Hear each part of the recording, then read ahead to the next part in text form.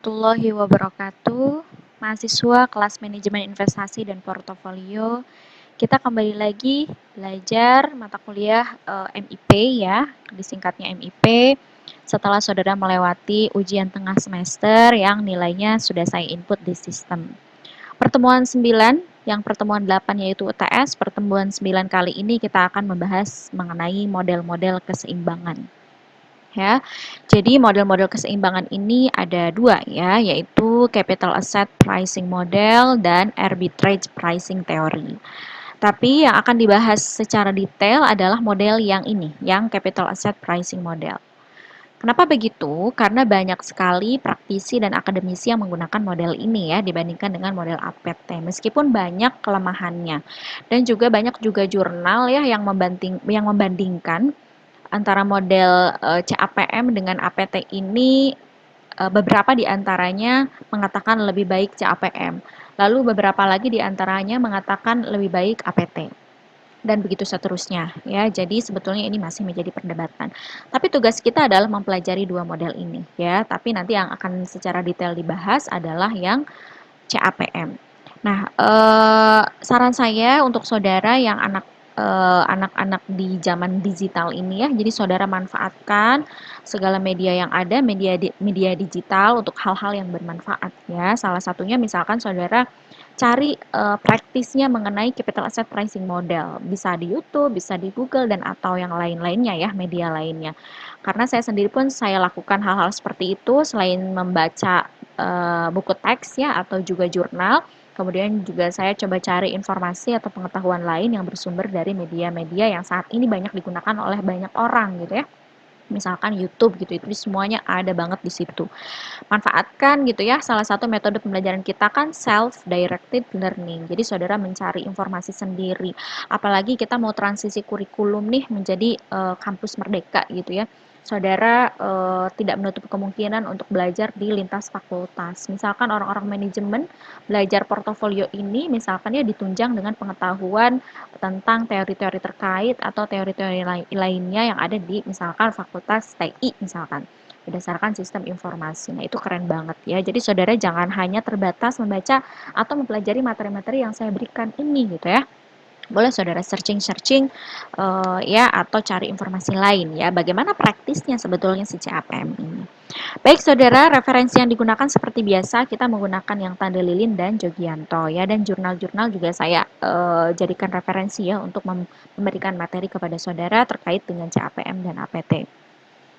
Nah, ini beberapa konten yang akan kita bahas di pertemuan kali ini. Tentu saja saudara akan belajar mengenai definisinya karena itu adalah sebagai batasan atau constraint kita mempelajari CAPM ya. Lalu di CAPM itu juga ada asumsinya, asumsi-asumsi modal CAPM.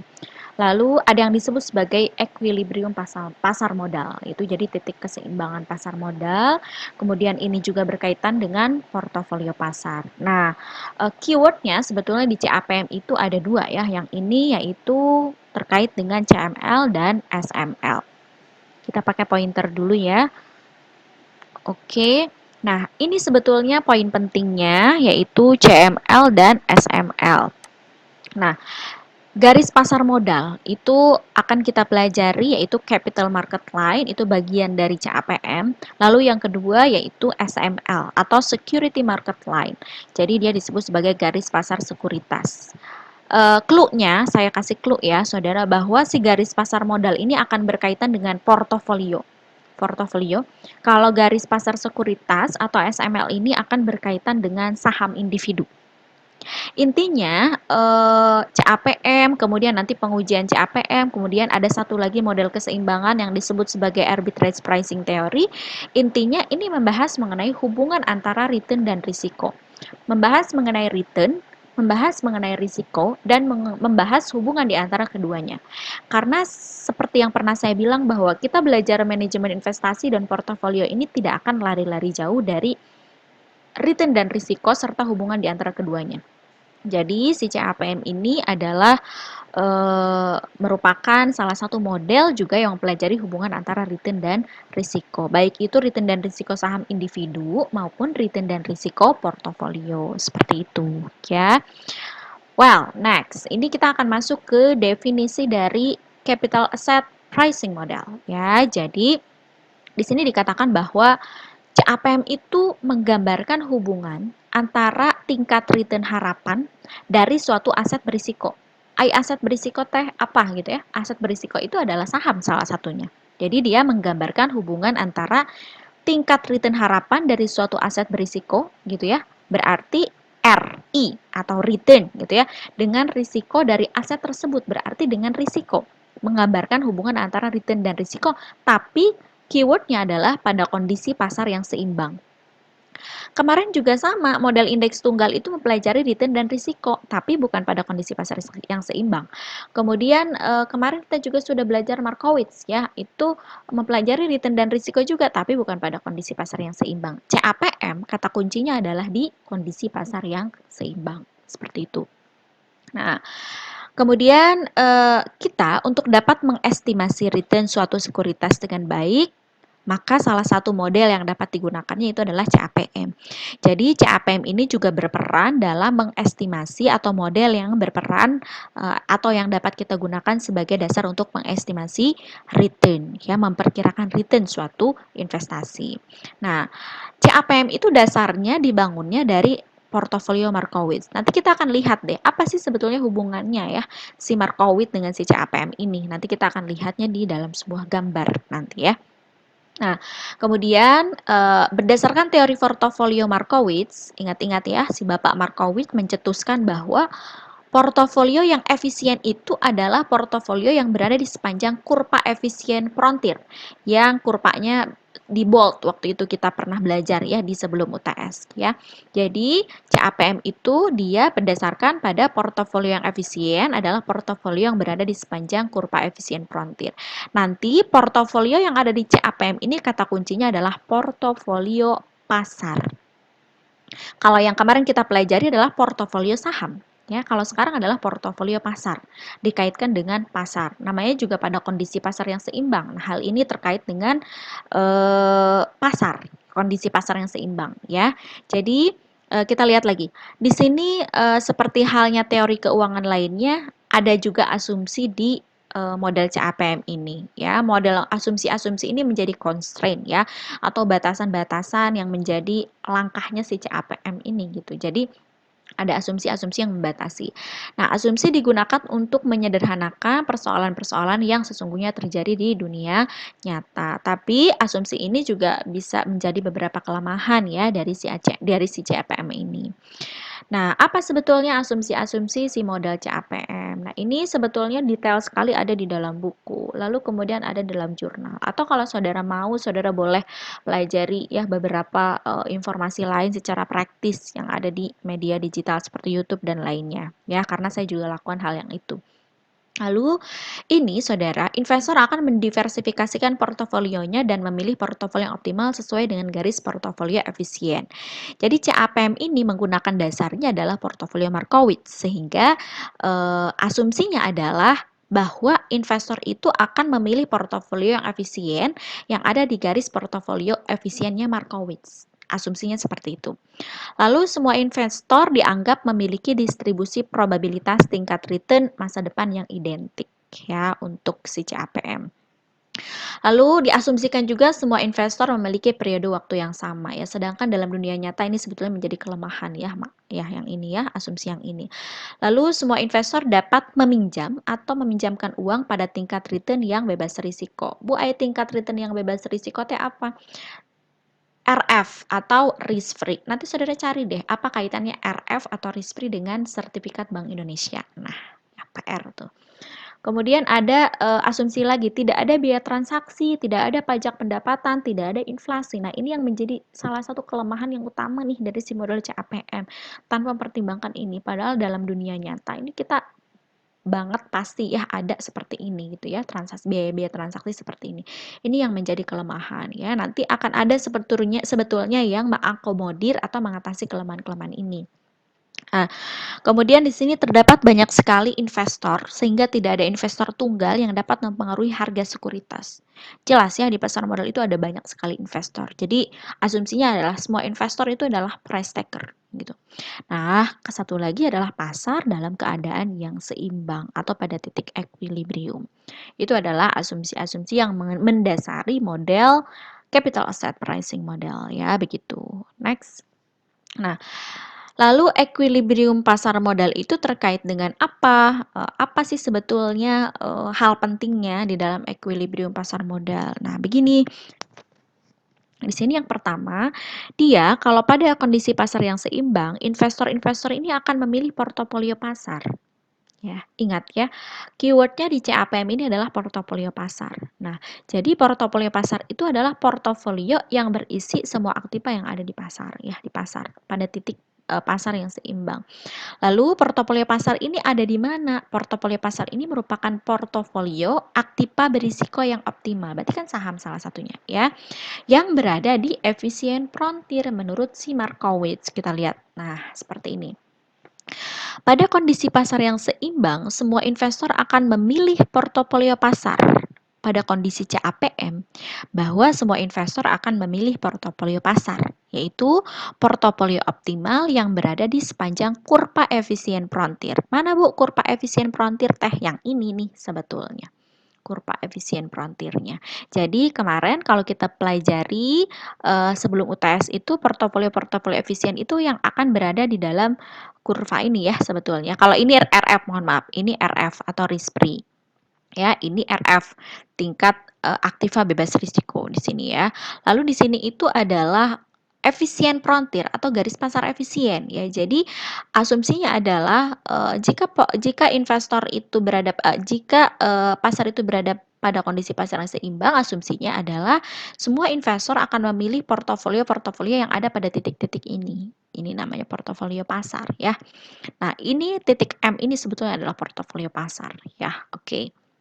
Jadi, portofolio pasar adalah portofolio yang berisi dengan semua aktiva yang ada di pasar, jelas. Portofolio pada titik M itu disebut sebagai portofolio pasar. Ini akan selalu terdiri dari semua aset berisiko dan merupakan portofolio aset berisiko yang optimal. Oke, jadi titik M ini adalah portofolio optimal, kata si portofolio pasar. Ya, portofolio optimal menurut CAPM itu berada di titik M ini. Seperti itu. Ya, ini kuncinya, ini portofolio pasar ya. Lalu dengan demikian, risiko portofolio pasar hanya terdiri dari risiko sistematis. Risiko yang tidak dapat dihilangkan oleh diversifikasi. Masih ingat saudara bahwa kita pernah membahas risiko sistematis. Itu biasanya diproksi dengan beta. Risiko sistematis itu adalah risiko-risiko yang tidak dapat dihilangkan meskipun kita melakukan diversifikasi atau membuat suatu portofolio investasi. Kemarin contohnya adalah kayak corona ini merupakan salah satu risiko sistematis ya, sifatnya tidak terduga dan ngefek ke semua perusahaan gitu ya, ke perekonomian secara global gitu, itu namanya risiko sistematis. Nah, secara umum portofolio pasar ini dapat diproksi, maksudnya diproksi itu dasar ukurannya ya, ini bisa pakai indeks pasar yang paling terkenal tuh di Indonesia ada yang disebut sebagai IHSG, Indeks Harga Saham Gabungan. Kalau di luar negeri itu terkenalnya dengan Jakarta Composite Index ya, IHSG ya. Dan atau satu lagi yaitu LQ45. Banyak sekali indeks-indeks lain yang ada di pasar modal ya saudara selain ini. Ada indeks Kompas 100, ada nanti indeks saham syariah dibagi-bagi lagi. Ada indeks DII, ada indeks ISSI. Nah, saudara coba deh cari-cari pengetahuan yang seperti itu ya supaya menambah wawasan. Next. Nah, kita akan masuk ke hal inti dari si CAPM. Tadi saya katakan bahwa di awal CAPM ini punya dua anak. Yang pertama adalah CML, yang kedua adalah SML. Ya, CML ini disebut sebagai capital market line. CML ini kaitannya dengan portofolio. Ingat keyword yang saya bilang ini. CML berkaitan dengan portofolio. Nanti SML berkaitan dengan saham individu. Nah, kita lihat definisinya. Garis pasar modal menunjukkan semua kemungkinan kombinasi portofolio efisien yang terdiri dari aktiva-aktiva berisiko dan aktiva bebas risiko. Jadi, portofolio efisien. Portofolio. Jadi, kaitannya dengan capital market line adalah portofolio. Lalu, jika portofolio pasar hanya berisi aktiva tidak berisiko, maka risikonya akan sama dengan 0. dan return ekspektasinya sama dengan RF. Sekali lagi, jika portofolio pasar hanya terdiri dari RF, kita lihat, jika portofolio pasar hanya terdiri dari RF, maka risikonya adalah 0. Returnnya sebesar RF. RF ini adalah risk free. Contohnya adalah kita kalau beli sertifikat Bank Indonesia, returnnya ada di sini, risikonya 0. 0, karena dia pendapatannya biasanya sudah bisa dipastikan sekian persen pada akhir tahun, misalkan gitu. Maka kalau misalkan aktivanya terdiri dari hanya aktiva bebas risiko, maka dia hanya akan dapat return segini dengan risiko yang 0. Kalau pengen gede, maka ke sebelah sini. Gitu ya, Saudara ya. Next. Jika portofolio ini terdiri dari semua aktiva yang ada, maka risikonya adalah risiko pasar dengan return ekspektasinya sebesar ERM. Tapi kalau misalkan semua aktiva-aktiva yang ada di pasar, maka portofolio optimalnya akan ada di sini. Ini campuran nih, ada RF-nya, ada bukan RF di sini. Jadi portofolionya portofolio MM. Portofolionya M, maka returnnya disebut ERM. Risikonya disebut sigma M atau tau M. Standar deviasi ya. Oke. Seperti itu. Kita lanjut. Garis pasar modal menunjukkan semua kemungkinan kombinasi ini udah ya. Oke, next. Nah, ini garis pasar modal. Kombinasi antara ini garis yang vertikal ini adalah return ya Saudara, kemudian garis yang horizontal ini adalah risiko. Ingat, kita akan selalu membahas mengenai hubungan antara return dan risiko ya. Tadi kalau misalkan dia portofolionya adalah portofolio pasar berada di sini, maka returnnya disebut ERM atau expected return market ya. Jadi return ekspektasi pasar. Lalu risikonya disebut tau M atau sigma M. Yang disebut ini adalah standar deviasi pasar. Lalu ini yang disebut sebagai premi risiko. Premi risiko itu rumusnya adalah ERM minus RF. Premi risiko itu adalah kompensasi untuk investor atas setiap 1% kenaikan risiko. Gitu ya. Kalau ada misalkan kalau ada naik risikonya, misalkan risikonya naik ke sini, misalkan. Maka risikonya naik ke sini nih. Maka RM minus RF-nya berapa dari sini ke sini. Tambahan kompensasi bagi investor setiap 1% kenaikan risiko, itu premi risiko ya. Ingat, ini adalah grafik untuk CML. Grafiknya return yang diharapkan, ini adalah portofolio, kemudian ini adalah risikonya ya, kombinasi antara return portofolio dengan risiko portofolio ya. Di sini ada keywordnya adalah portofolio pasar ya. Oke, sekali lagi, garis pasar modal atau capital market line itu berkaitan dengan return dan risiko portofolio. Di dalamnya ada portofolio pasar. Pada titik ini disebut sebagai portofolio pasar. Next. Slope CML atau tadi kemiringan ya. Kemiringannya itu rumusnya adalah ERM minus RF dibagi tau M ya. ERM, ini ERM minus RF dibagi tau M, ini adalah kemiringan yang ini. Kemiringannya ya. Slope CML merupakan harga pasar risiko untuk portofolio efisien. Nah, slope CML mengindikasikan tambahan return atas setiap 1% kenaikan risiko. Jadi kalau misalkan risikonya tinggi, berarti returnnya juga akan nambah kan. Nah, tambahannya itu disebut sebagai premi risiko. Itu yang disebut sebagai ERM minus RF-nya. Ya, oke. Next. Contoh, ini untuk slope. Sebetulnya ini gambaran aja buat saudara ya. Jadi return ekspektasi portofolionya misalkan 20%. Risiko pasarnya adalah 5%. Berarti ini ERM, ini adalah sigma M atau tau M. RF-nya 12%, maka slope-nya adalah ERM 0,2 dikurangi 12 ya, dikurangi 0,12 dibagi dengan tau M-nya 5%. Jadi slope CML-nya adalah 1,6 kemiringannya ya. Kalau misalkan ERM minus RF-nya aja berarti 0,2 dikurangi 0,12. Berapa tuh ya? Jadi nanti itu adalah sekian, itu adalah kompensasi atas setiap 1% kenaikan risiko. Itu premi risiko. Nah, jadi mana Bu sebetulnya persamaan yang akan kita gunakan untuk menghitung CML? Ini, satu nih persamaan kunci ya, ini untuk rumus CML. ERP, Expected Return Portfolio, sama dengan RF, ditambah ERM minus RF dibagi tau M dikali tau P.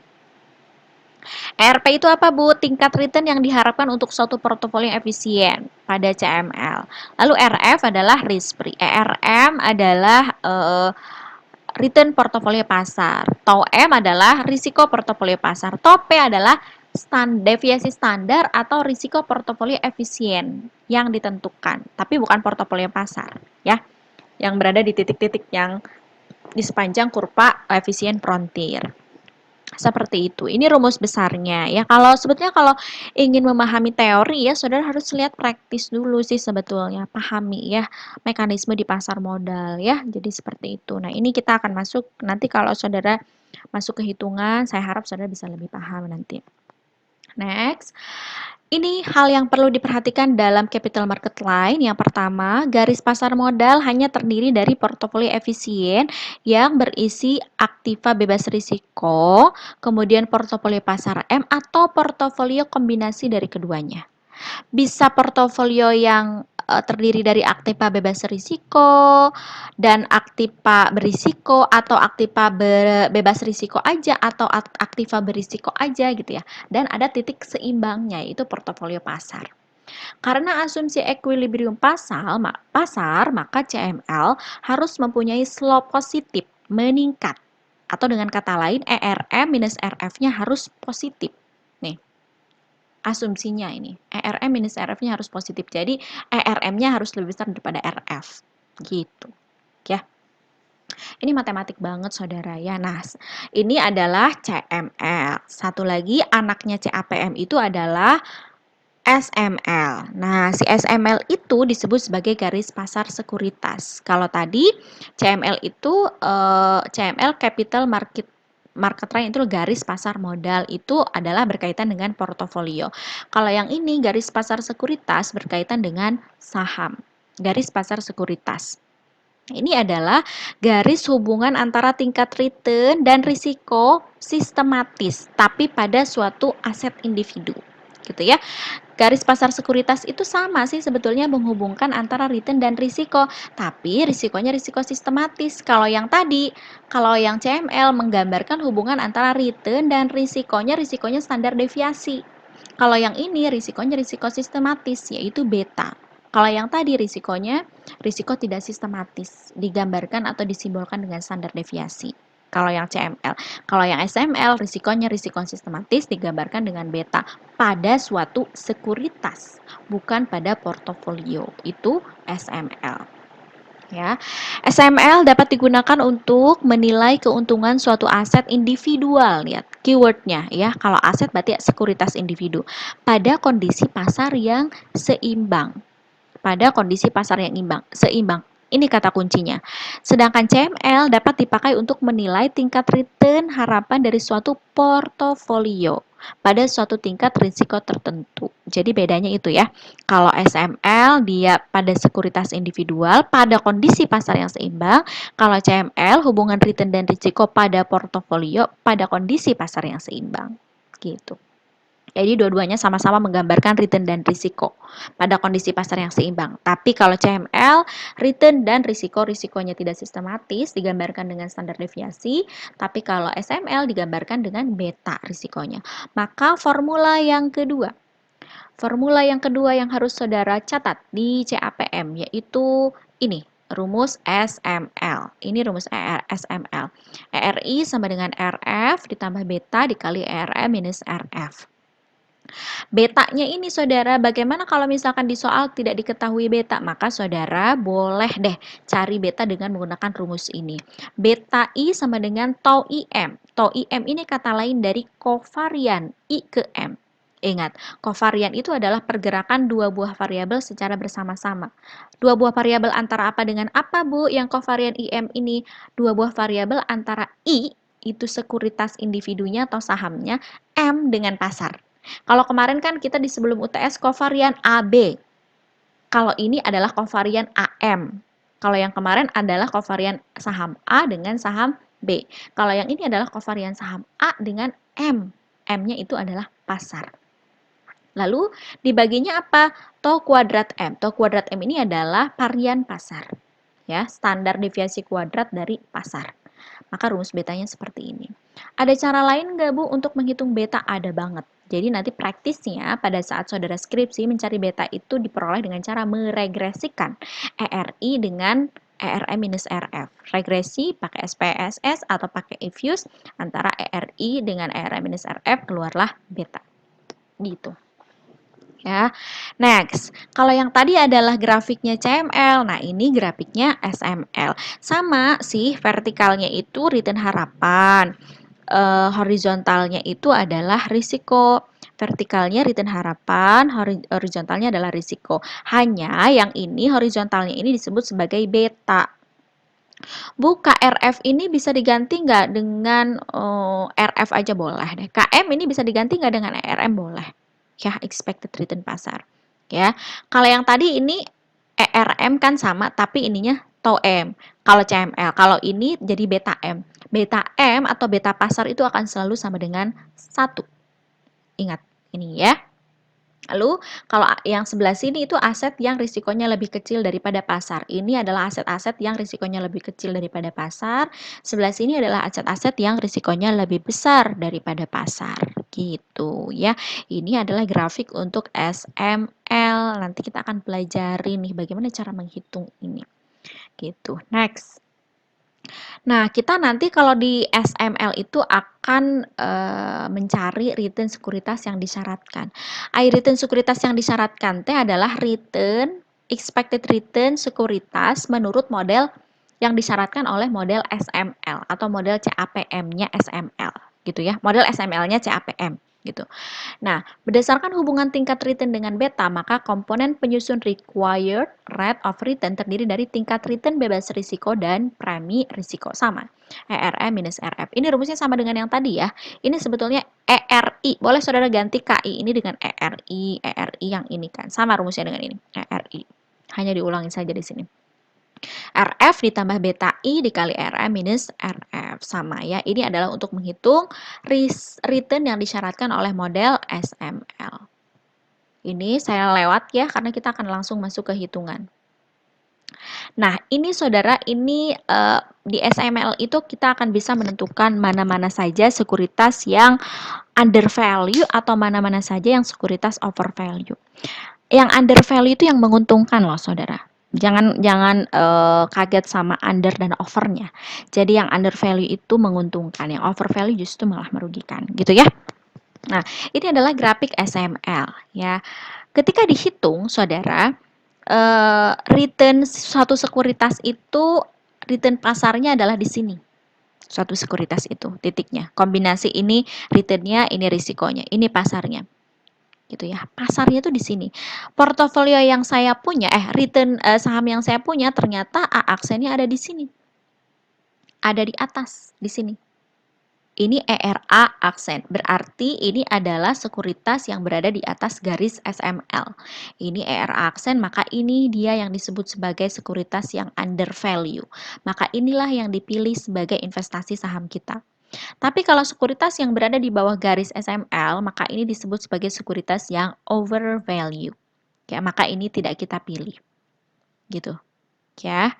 Oke, jadi sekuritas yang under value itu justru yang berada di atas garis, kalau yang over value itu justru yang berada di bawah garis. Ya, nanti pada saat streaming nih, semoga nanti saya sempat menjelaskan ya, kenapa kok bisa begitu gitu, under value dan over value itu. Ya. Next, sekuritas yang under value atau over value. Nah, secara teoritis, harga sekuritas itu seharusnya berada pada SML, karena titik-titik pada SML menunjukkan tingkat return harapan pada suatu tingkat risiko sistematis tertentu. Secara teori harusnya sih berada di sini nih, tapi kan kenyataannya bisa berada di atasnya, bisa berada di bawahnya, gitu. Nah, jika tingkat return harapan tidak berada pada SML, maka sekuritas itu bisa disebut sebagai under value atau over value, ya.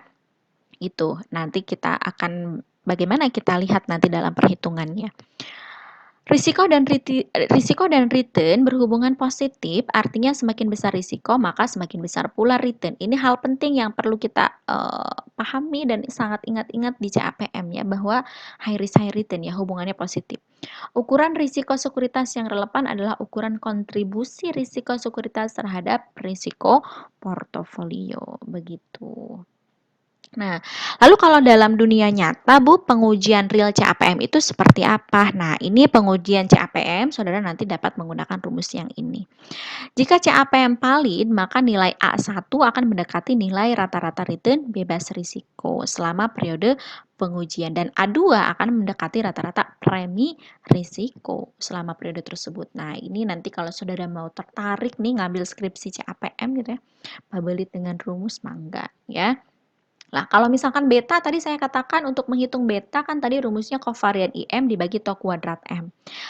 Cara lainnya adalah dengan cara meregresikan ya, digunakan ini market model nih biasanya.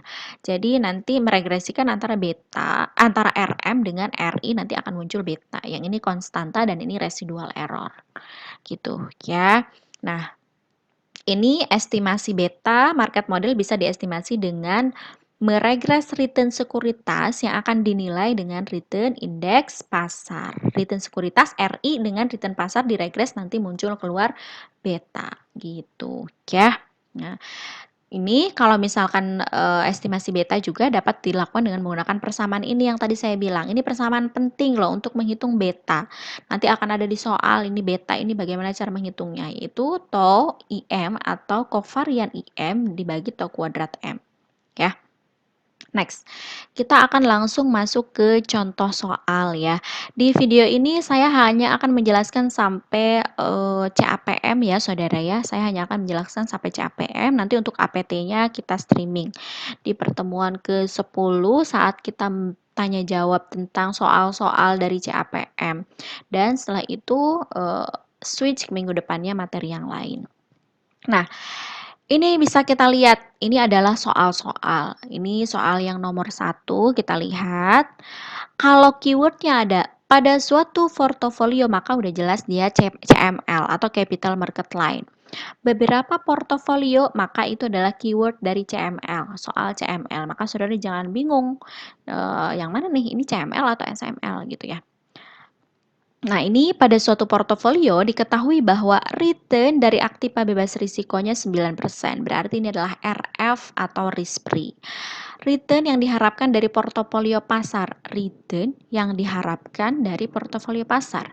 Berarti ini disebut sebagai ERM atau expected return market ya. Lalu dengan deviasi standar berarti ini tau M, deviasi standarnya pasar, yaitu 14,5%. Dan deviasi standar portofolio efisien lainnya ini adalah tau P atau sigma P. Yang sebelum UTS saudara hitung rumusnya itu tau P sama dengan kalau pakai Markowitz WA kuadrat dikali sigma A kuadrat ditambah WB kuadrat dikali sigma B kuadrat ditambah 2 kali WA kali WB kali kovarian AB. Ini portofolio efisien lainnya. Kebayang kalau saya kasih soalnya nggak langsung diketahui begini. Jadi saudara harus ngitung dulu topenya. Nah, gitu ya. Nanti akan ada soal-soal seperti itu ya. Dari kasus yang ini, hitunglah return yang diharapkan dari portofolio tersebut menggunakan CML. Menghitung ERP tapi menggunakan CML. Kalau yang kemarin saudara hitung ERP, yang ini adalah ERP bukan pada kondisi pasar yang seimbang. Tapi yang ditanyain di sini adalah ERP pada kondisi pasar yang seimbang. Bagaimana caranya? Menghitung menggunakan rumus CML, ERP CML. Lalu nomor 2 juga sama, beberapa portofolio reksadana. Kalau yang ini portofolionya cuma 1, kalau ini portofolionya ada 1, 2, 3, 4, mawar, melati, anggrek, lili, semuanya indah. Ya, jadi ini adalah reksadana. Reksadana itu saudara portofolio yang udah jadi ya di pasar. Ini ada mawar, melati, anggrek, lili. Ini adalah portofolio. Kalau di sini kan topenya cuma satu yang ini. Kemudian RP-nya return portofolionya di sini mana ya? Oh, ini deviasi standar portofolio. Yang ini return yang diharapkan dari portofolio pasar ya di sini. Nah, kalau yang ini banyak nih portofolionya 1, 2, 3, 4. Kemudian tau M-nya ini standar deviasi dari portofolio pasarnya adalah 0,18 ya. Dengan ERM 15,25. Ini RP-nya return portofolio pasar yang efisien lainnya ini yang kalau di sini tuh seperti ini. Pertanyaannya, hitung return portofolio yang diharapkan sama dengan nomor 1, tapi ada 4, 1, 2, 3, 4. Lalu gambarkan grafik CML dan tentukan portofolio mana yang dipilih, serta berikan alasan. Nah, untuk grafik ini nanti saudara gambar ya, gambar sendiri, lihat contohnya yang ada di slide, nanti kita akan bahas pada saat streaming, karena sulit saya menggambarkan grafiknya. Ya. Oke, next. Kita akan jawab dulu nih nomor 1. Nomor 1. Tadi diketahui RF atau risk-free-nya adalah 9%. Kita balik lagi. Risk-free 9%, ERM 12,2%, tau M 14,5%, tau P adalah 13,5%. Sama ya. Oke, 0,09, 0,122, tau M-nya 0,145, tau P-nya 0,135 dalam desimal.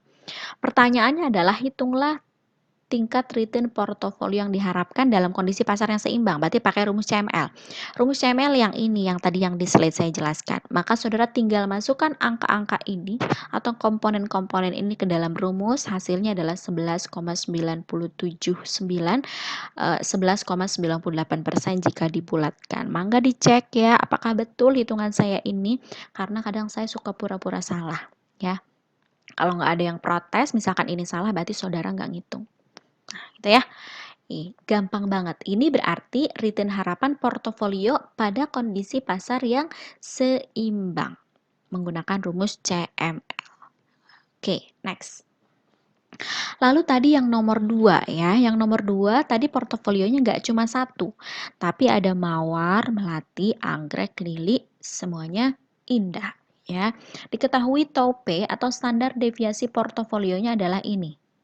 Ini adalah risiko portofolio, tapi ini bukan risiko portofolio pasar ya, TOP ini. Lalu kemudian ini adalah return portofolionya. Ini adalah return portofolionya, tapi bukan return portofolio pasar. Ini ceritanya yang saudara hitung kemarin pakai model Markowitz. Ya, ada TOP dan ERP. Kan kemarin saudara sudah menghitung ERP sama dengan WA dikali ERA ditambah WB dikali RB. Ini ceritanya. Sudah saudara hitung. Ada 4, 1, 2, 3, 4. Diketahui lagi tadi di soal adalah tau M atau standar deviasi pasar dengan RF 9% dengan ERM-nya 15,25%. Nanti dicek lagi ya, siapa tahu saya salah ya. Kemudian nanti kalau saudara ada yang berhasil ke saya, Bu, Ibu salah perhitungan misalkan ya, yang ini harusnya segini, terus ngejapri gitu ke saya ya. Nanti saya kasih tambahan nilai 1. 1 poin, gede loh ya, 1 juga.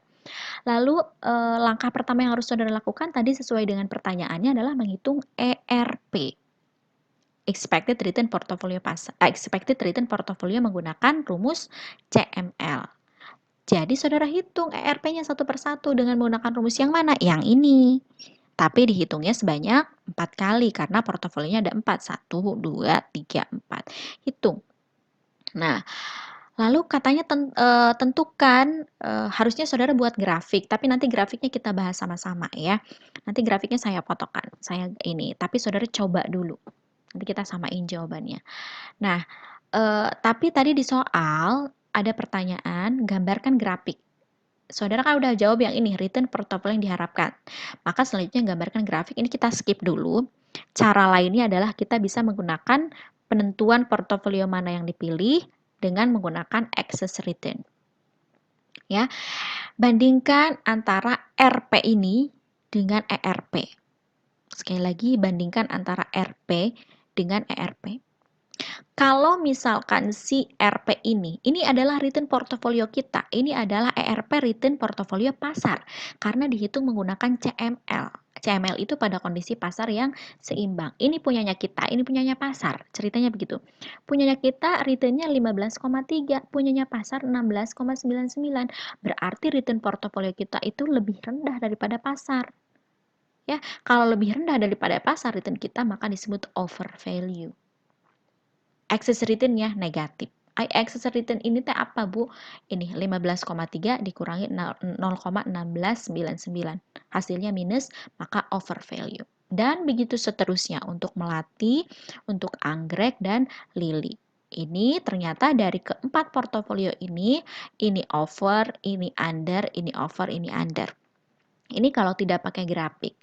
Nanti kalau misalkan di dalam grafik, nanti saudara akan melihat juga nanti yang under value ini sudah pasti nanti akan berada di atas garis. Yang over value ini akan di bawah garis CML. Dicoba dulu aja. Ya, silahkan dicoba nanti minggu depan kita bahas. Menggambar grafik CML-nya. Oke, next. Latihan berikutnya. Kalau yang ini nomor 1 dan 2 adalah CML.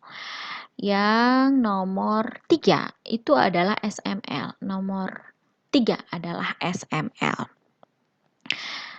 SML itu garis pasar sekuritas. Jadi dia menggambarkan hubungan antara tingkat return dengan risiko pada kondisi pasar yang seimbang. Tapi returnnya return sekuritas individu, betanya risiko sistematis. Gitu. Ya, saya ini langsung kasih soal ke yang banyak. Return. Bu bisa nggak Bu, misalkan ini soal cuma satu, misalkan diketahui TKGA betanya sekian, RI-nya sekian, ERM sekian, RF sekian, hitung return yang disyaratkan. Tuh saudara Maya cincai kalau kayak gitu doang mah. Kalau ini mah kan ada banyak nih returnnya. Tuh 2, 3, ada banyak sahamnya tuh 2, 3, 4, 5, 6, cuma 6 ya. Diketahui ada suatu soal nih, dia ada informasi dari beberapa saham, betanya ini masing-masing, returnnya ini, ERM-nya ini, RF-nya ini. Pertanyaan yang pertama, hitung tingkat return yang disyaratkan untuk masing-masing saham. Berarti saudara diminta untuk menghitung expected return menggunakan rumus SML. Berarti expected return-nya adalah expected return pada kondisi pasar yang seimbang. ERI. Tadi rumusnya udah tahu ya. ERI, SML itu rumusnya udah tahu tadi di slide kita sebelumnya.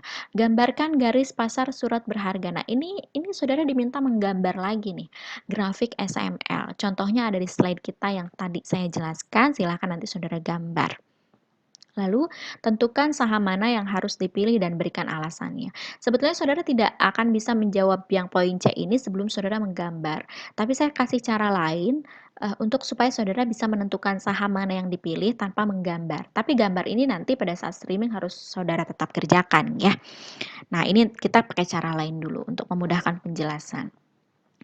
Lalu dari sini langsung aja kita eksekusi jawaban yang A. Berarti kita diminta untuk menjawab ERI. Berarti ada kolom lagi di sampingnya harusnya. ERI menggunakan rumus SML. Jawab. Ini tadi soalnya. Ini RI-nya, ini ERM, ini RF. Yang ditanyakan adalah ERI. Rumus SML. Mana Bu rumus SML? Kita back ke sini.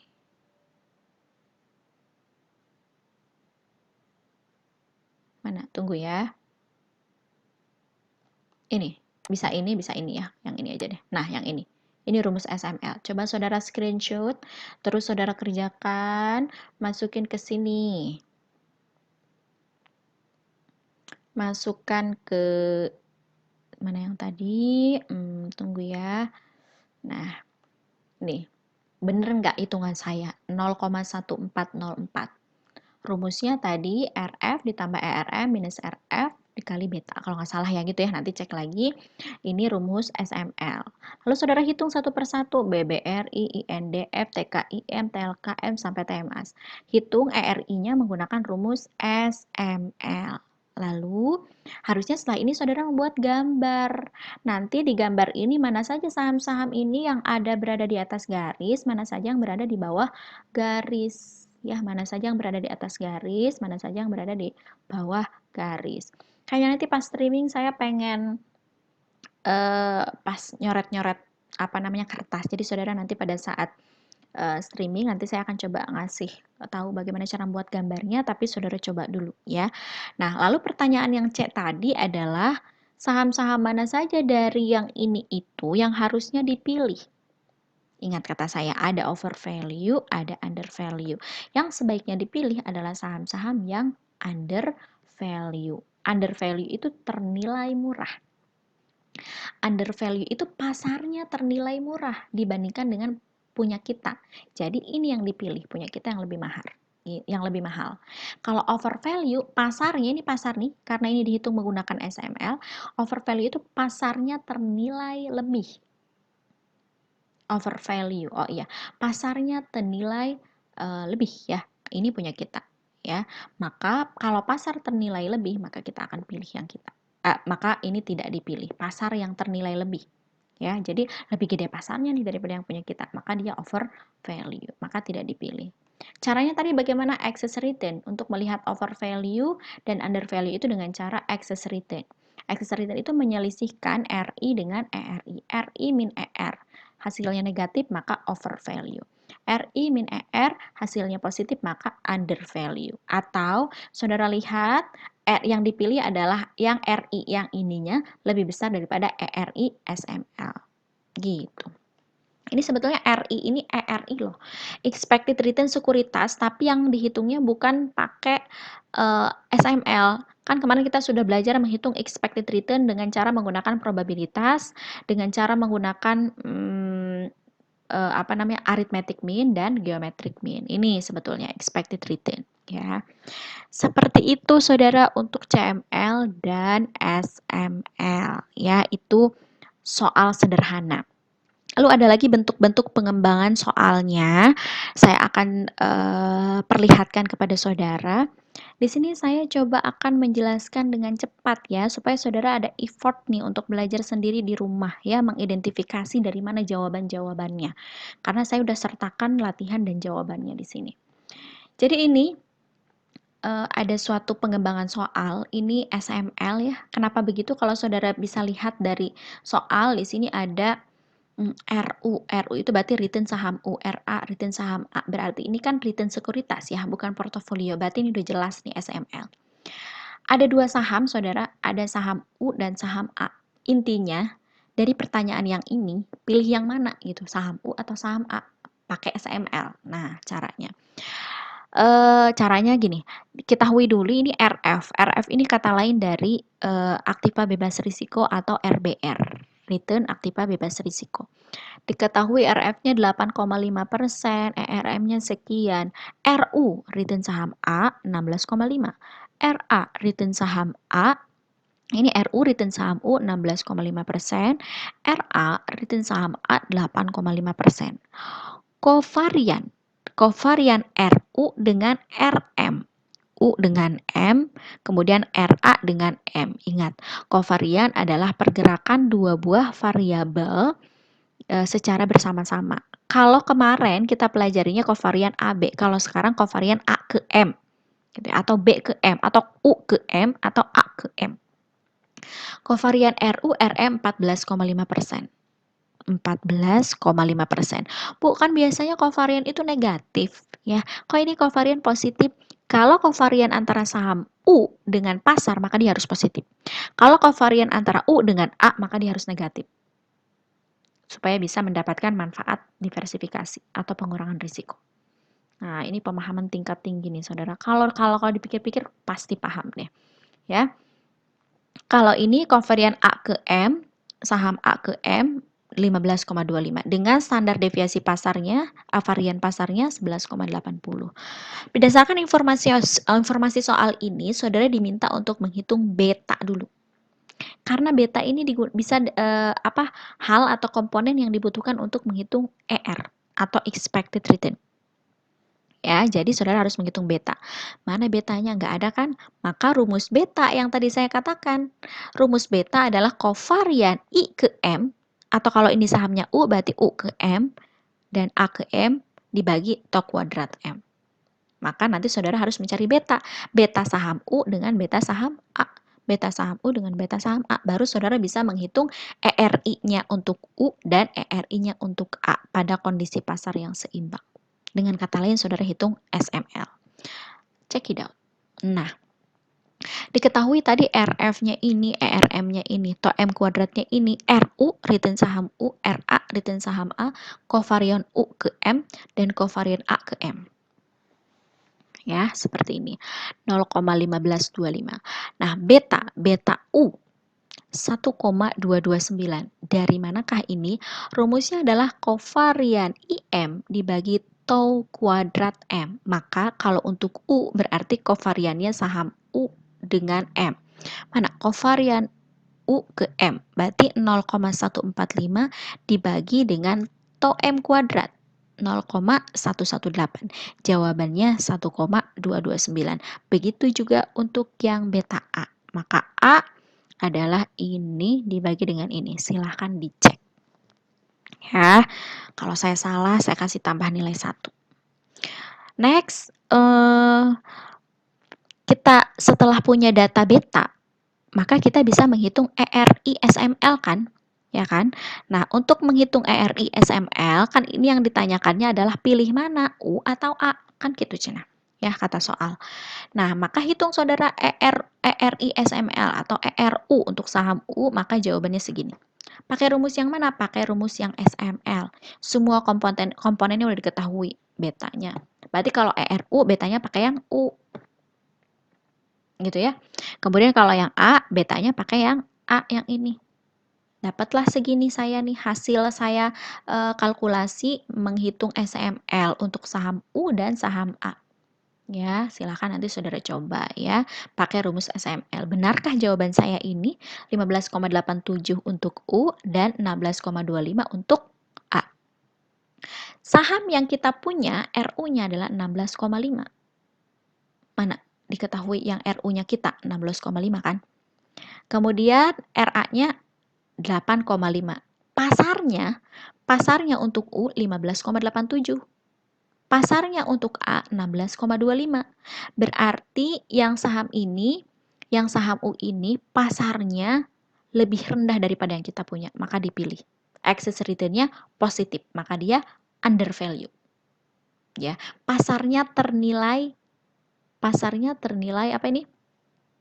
Pasarnya mana pasar?